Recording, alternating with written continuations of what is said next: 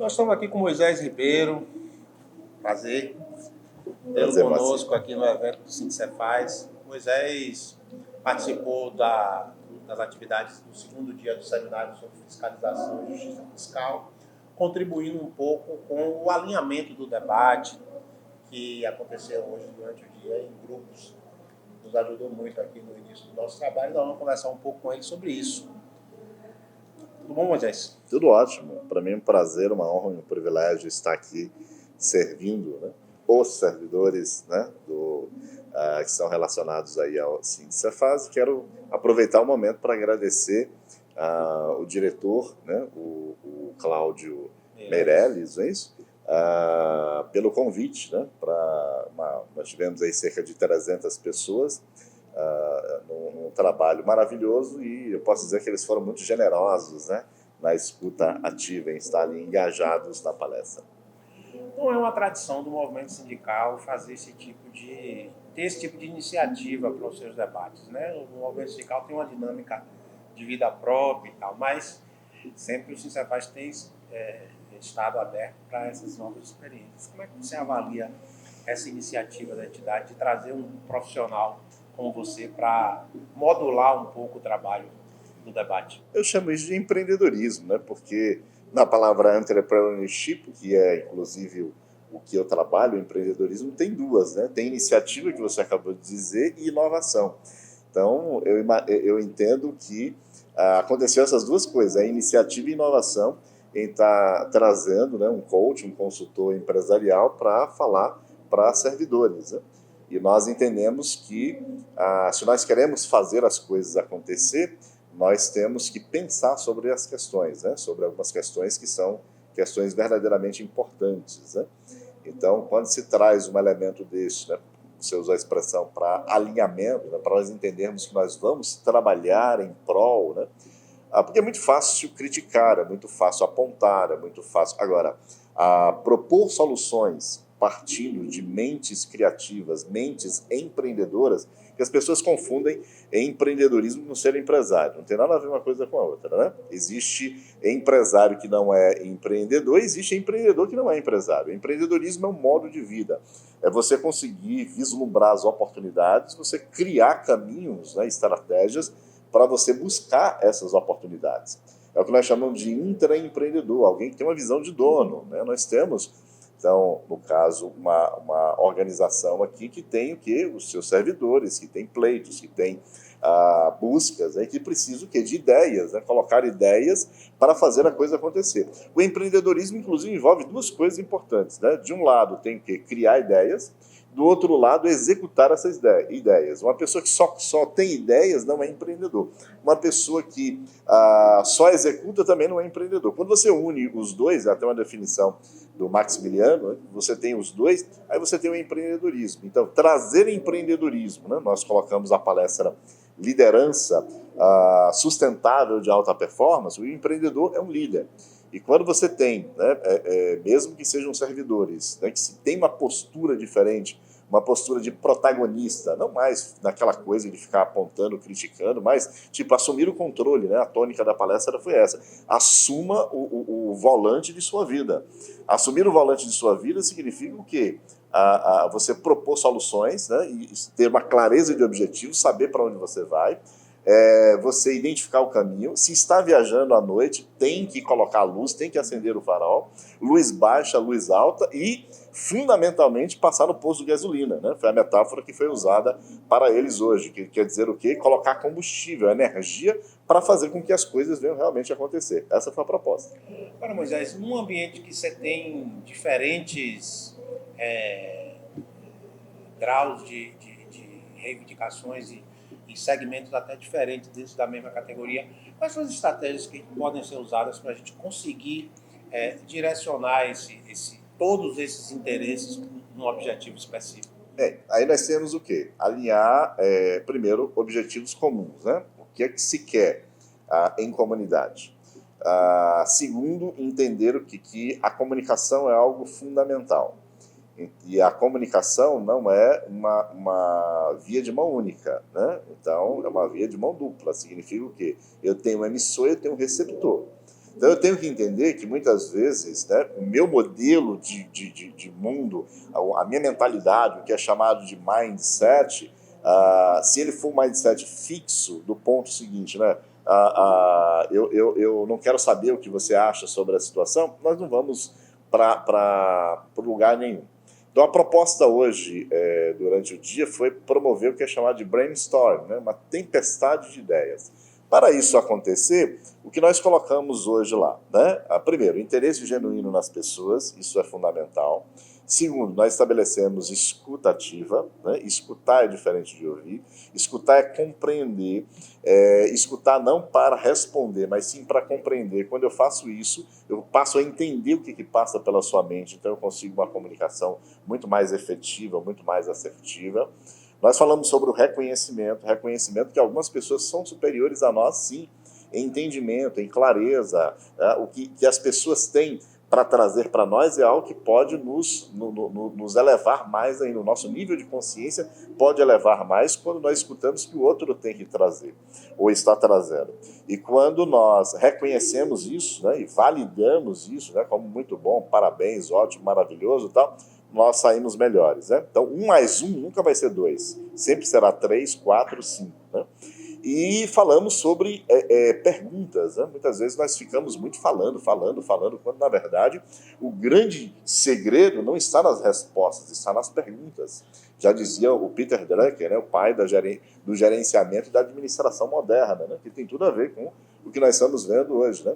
O líder de ontem é o que tinha as respostas. O líder de hoje é quem faz as perguntas certas. E hoje a provocação foi em cima disso. Né? Pergunte e veja o que o outro pode trazer.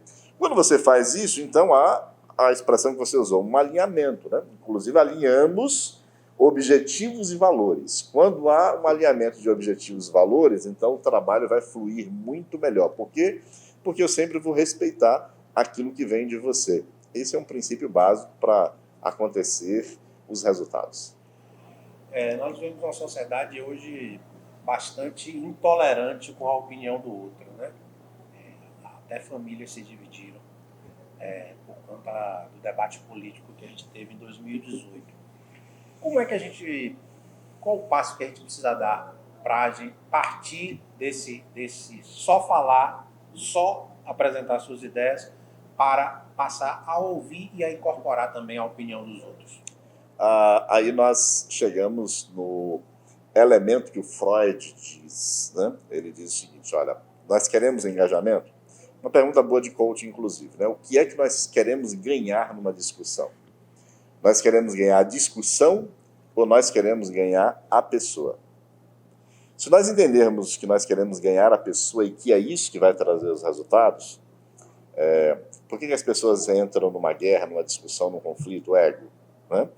O Freud dizia o seguinte, as pessoas têm uma necessidade de se sentirem importantes. Mas às vezes eu quero a importância porque eu quero impor a minha importância a você. Mas quando eu tenho inteligência emocional e reconheço a sua importância, o que eu faço? Eu consigo diminuir essa intolerância da sua parte para comigo. Porque os seres humanos, às vezes, são animalescos, né? Eles ficam demarcando o território, né? Faz xixi aqui, ali, né? E quando alguém invade, ele morde, né? Ele não tem consciência disso. É inconsciente, não é maldade, é inconsciência, né? É uma defesa natural, né? A lei da sobrevivência. E quando alguém tem inteligência emocional, né, para entender o seguinte, você pensa diferente de mim, que bom, o que eu vou aprender com você? Mas aí eu começo de um alicerce, eu começo de uma base. Qual é a base? Aquilo que eu concordo com você. O fato de eu discordar com você em algumas coisas não significa que eu vou discordar de você em todas as coisas. Mas o que os incautos normalmente fazem quando tem lados opostos? Né? Eles usam aquela frase, eu discordo de você. Né? Como se aquilo ali revelasse a sua autenticidade, né? Como seu elemento político, como algo que vai fazer e acontecer. Só que ele esquece o seguinte, ele não ganha a pessoa desse jeito. Não ganha a pessoa. Ele pode até ganhar um ego elevado, mas no final das contas o bolso está vazio, então não é muito inteligente. Então, o que nós trabalhamos hoje é justamente o seguinte, você não precisa perder sua autenticidade quando você reconhece que tem posições do outro lado, que são posições que podem, inclusive, favorecer você. Até porque nós não estamos numa guerra, né? Então, essa é uma crença, um mindset muito perigoso. Porque se eu começo a colocar na minha mente que eu estou numa guerra, o que acontece? Todo relacionamento que eu tenho, eu vou querer o quê? Bater, eu vou querer machucar, eu vou querer me defender, eu já estou na defensiva, o tempo todo na defensiva, e aí, resultado, eu vou entender o seguinte, que eu preciso cortar os outros, eu preciso machucar os outros para eu ser bem-sucedido. E não é essa a realidade. Você pode muito bem o quê? Ao invés de fazer muros, você fazer pontes. A ideia hoje foi essa. Como é que você faz pontes? Né? Reconhecendo o quê? A importância que o outro tem. Por exemplo, nessa questão, um dos gaps maiores que nós temos na liderança hoje é a falta de paciência, né? Algo que acomete muito. Eu nem mencionei hoje para as pessoas, mas é algo que a gente pode até mencionar aqui. Aí, quando alguém vem, né, um coach vem falando sobre falta de paciência, eu faço algumas perguntas assim. Você tem falta de paciência com seu chefe? Com a autoridade governamental? Você tem arroubos de temperamento com a pessoa, com a sua mãe? Com alguém que... Ou seja, a resposta é sempre não. Por quê? Por que você não tem arroubos de temperamento com essas pessoas? Porque essas pessoas são consideradas por você como pessoas importantes. Então, quando eu falto a minha paciência com você, o problema está com você ou está na importância que eu estou dando a você? Isso, na importância que você vai dar. Então, algo para pensar. Mas quando eu entendo que você é importante, né, com tudo aquilo que você tem, que é a história que você tem, né, não importa se o interlocutor seja um analfabeto, ele é importante, porque ele traz consigo algo que vai lhe ensinar. Se você presta atenção naquilo, na opinião dela, por conta do arcabouço, né, de experiência que ele tem, você sai de lá um ser melhor, né?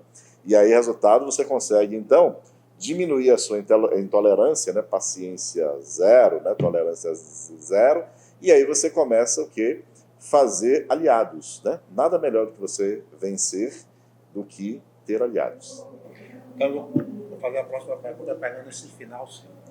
No caso do servidor público que presta um serviço à sociedade, ele precisa ver o cidadão que procura o serviço público como um aliado? Sim. O nome já diz servidor público. Nada melhor na liderança do que servir. O grande exemplo que nós temos é o mestre dos mestres, que inclusive diz, eu vim para servir. Servir. Então, quando ele entende que ele é um servidor público, está ali para servir, e aí ele entende que, de repente, o aspecto educacional é melhor do que o punitivo, então ele pode, de repente, ter resultados bem melhores para ele, para, né, o contribuinte, para a sociedade, para isso. Eu não estou fazendo juízo de valor, né? Mas quando ele reconhece esse tipo, né, sob essa perspectiva, as coisas sempre funcionam melhor, né? Para ele, para o cenário, para a sociedade, para todo mundo. A gente sabe que tem várias coisas envolvidas nesse ato de servir, né? Às vezes o servidor muitas vezes não tem nem condições de servir bem.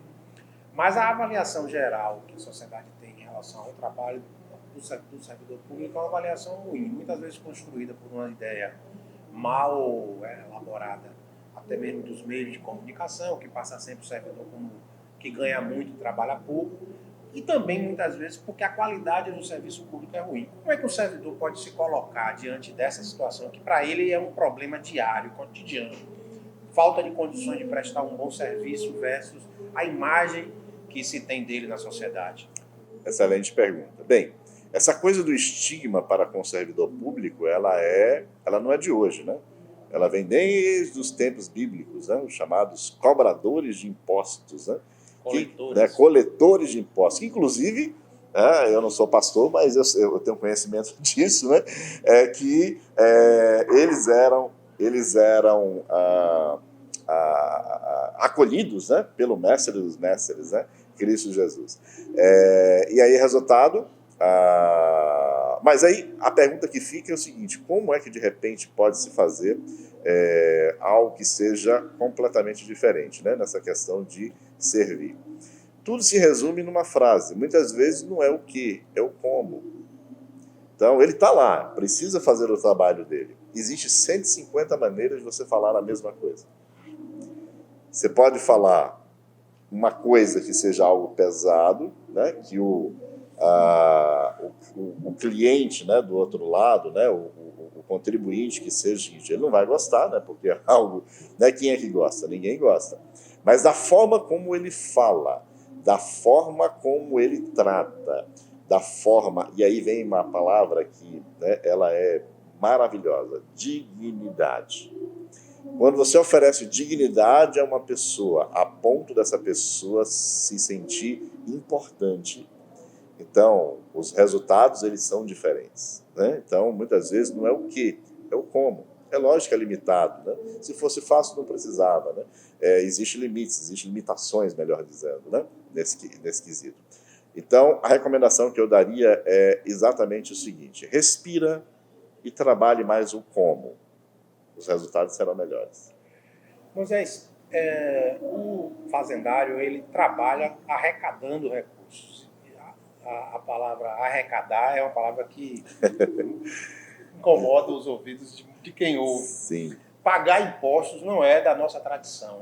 O brasileiro não tem uma tradição de reconhecer o pagamento de impostos como uma coisa que é importante para a vida da sociedade, para a própria sobrevivência dos serviços públicos. E vez por outra, o fiscal ele é mal recebido. Uhum. Como é que o fiscal, compreendendo o seu papel de servir e compreendendo o seu papel de cobrador dos impostos, quer dizer, uma tarefa inglória numa sociedade mal educada, como é que o fazendário pode se portar e pode continuar motivado a realizar o seu trabalho? Bem, nós temos dois itens aí na sua pergunta. Primeiro, relacionamento. Então, no que tange a relacionamento, a regra de ouro aí é que faça aos outros o que você gostaria que os outros fizessem a você. Então, de novo, de repente não é o que, é o como, né? A forma como vai trabalhar, a forma como você vai tratar a outra pessoa, né? Mesmo sendo algo que seja indigesto, né? O outro ponto é a questão motivacional. E aí, resultado, a questão motivacional aí, ela não está relacionada ao externo, ao outro, e sim ao interno. Então, o que é que pode realmente motivar uma pessoa de forma sustentável? É o que nós chamamos de identidade. O que é identidade, né? Primeiro, missão, o que é que você faz, clareza disso. Segundo, propósito, né? O que é propósito? É por que você faz.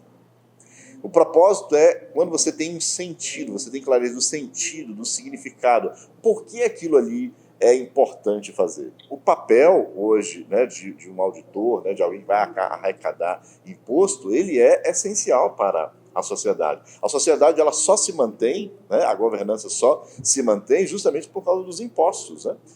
Então tem um propósito aí. Né? Aquele imposto vai ajudar, não vamos entrar aqui no juízo de valor do que é que os governantes fazem, mas é algo que vai fazer com que a comunidade, a sociedade em si seja beneficiada. Visão, para onde você está indo com aquilo que você está fazendo. Né? E valores é o que vai guiar você no caminho. Essas 4 coisas são importantes e fazem parte da identidade de um profissional. Então, repetindo, quem é você, o que você faz, por que você faz, para onde está indo com o que você faz e o que é que vai guiar o seu caminho. Quando você tem clareza dessas perguntas que acabaram de ser feitas, inclusive a gente trabalha muito isso no universo do coaching, então a energia e a motivação, ela acontece naturalmente. Por que uma pessoa trabalha 16 horas por dia e está meramente cansada e a outra trabalha apenas 8 horas por dia e está estafada? A resposta é essa. Propósito.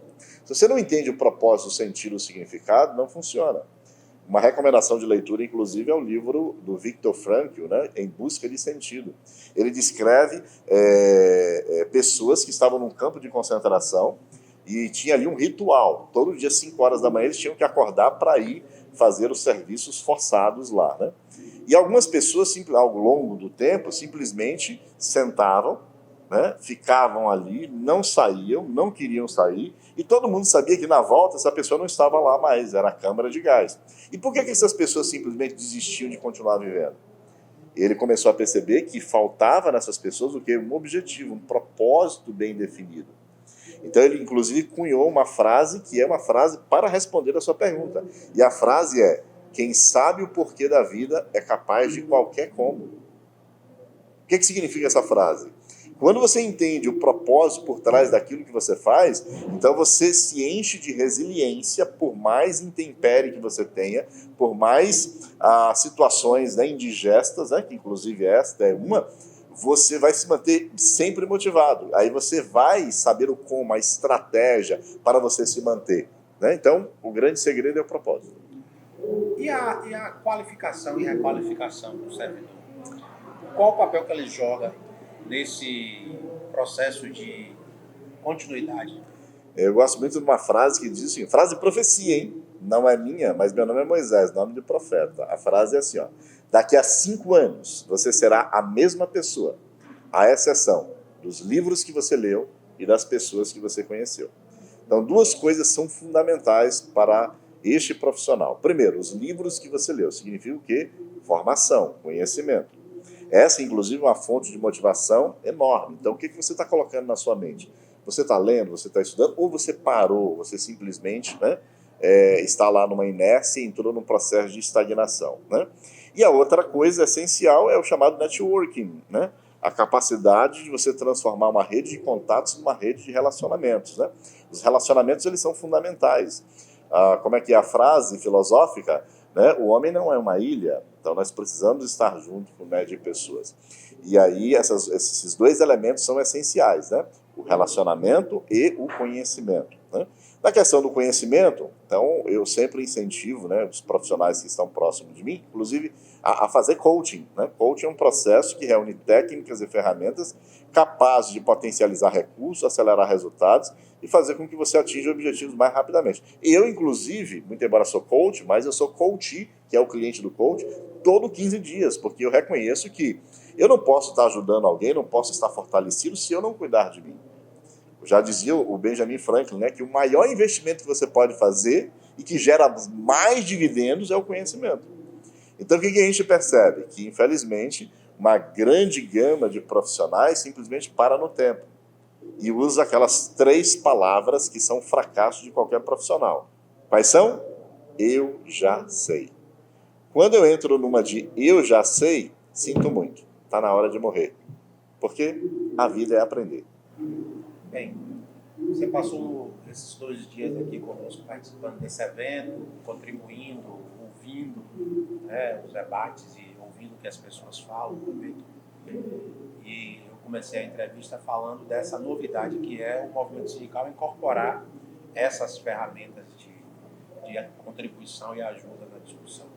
Qual a avaliação que você faz nesses 2 dias? Como é que você percebeu essa categoria que está há 5 anos sem reajuste salarial, com a carreira com uma certa desmobilização por conta da falta de valorização, e em especial se tratando de uma categoria que é tão importante para o funcionamento do Estado, afinal é do trabalho dela que saem os recursos que garante os outros serviços públicos.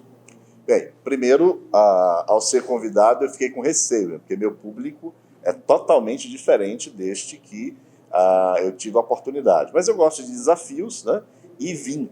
Vou lhe confessar que no início foi um tanto complicado. Eu estava preparado para fazer uma palestra e quando eu comecei, eu tive que mudar de maneira espontânea toda a forma de trabalhar. Porque ao invés de estar dando conteúdo, técnica, eu tive que fazer o quê? Eu tive que fazer um alinhamento com o pessoal primeiro.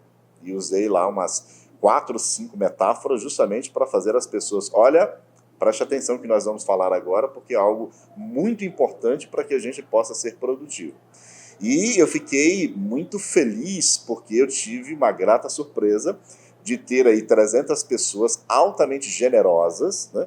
Que inclusive são pessoas inteligentes, né? São pessoas que a gente entende que querem aprender, que querem evoluir, que querem continuar.